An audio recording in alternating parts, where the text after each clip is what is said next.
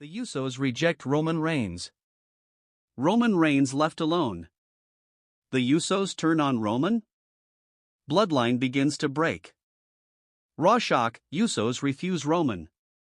What if the strongest bond in WWE history didn't actually break, but slowly started refusing to exist in the same way anymore?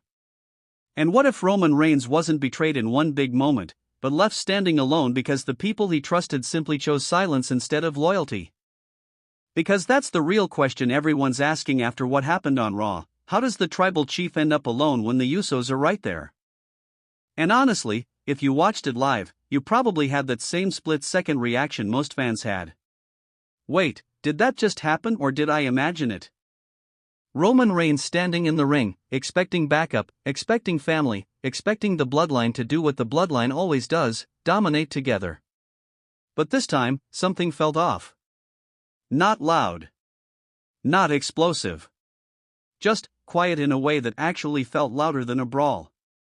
And when Jey Uso stepped back, and Jimmy didn't move forward, that wasn't just hesitation. That was a message. Now the question is, what kind of message are we talking about? Because this didn't feel like a random disagreement. This didn't feel like a typical WWE "we argue this week and hug it out next week" situation. No, this felt deeper. More personal.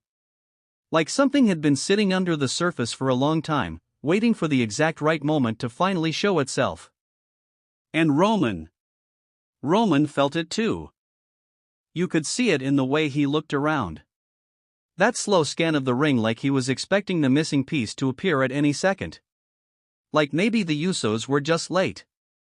Maybe they were dealing with something backstage. Maybe this was just miscommunication. But they didn't come. And that's where the story shifts. Because Roman Reigns isn't used to being the one waiting. He's not used to being the one second guessing. He's the one who walks in with certainty. With control. With that calm, almost intimidating confidence that says, everything here belongs to me. But in that moment, nothing felt like it belonged to him. And let's be honest, fans noticed it instantly. You could almost hear the online chaos starting in real time. Are the Usos turning? Is this the end of the Bloodline? Did WWE just quietly change everything again? And the funny part is, nobody even needed commentary to explain it. The silence did all the talking.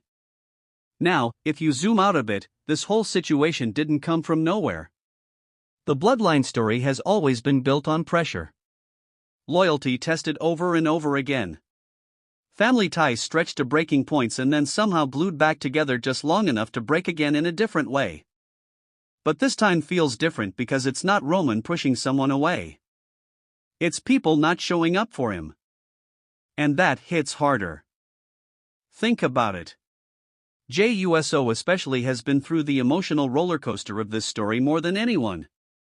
The fights, the acceptance, the rejection, the reconciliation, the trust, the betrayal. At this point, his relationship with Roman feels less like wrestling and more like a long, complicated family group chat nobody can leave but everyone keeps muting.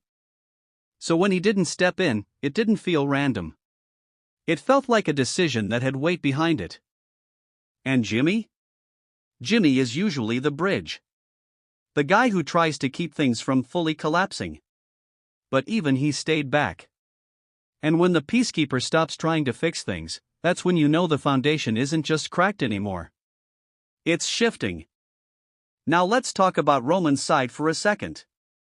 Because the tribal chief doesn't react the way most people do. He processes things. Slowly. Almost like he's calculating what just changed in real time. And in that moment, you could almost imagine the internal question running through his mind. Did I lose them, or did they finally stop following me? Two completely different realities. Same result in the ring. And that's what makes this so interesting. Because if the Usos truly refuse to help him, then this isn't just a betrayal story, it's a separation story. A story about independence. About family members finally deciding that loyalty doesn't have to mean obedience. And yeah, that hits differently when you say it out loud. Now, of course, fans are split. some are saying this is long overdue.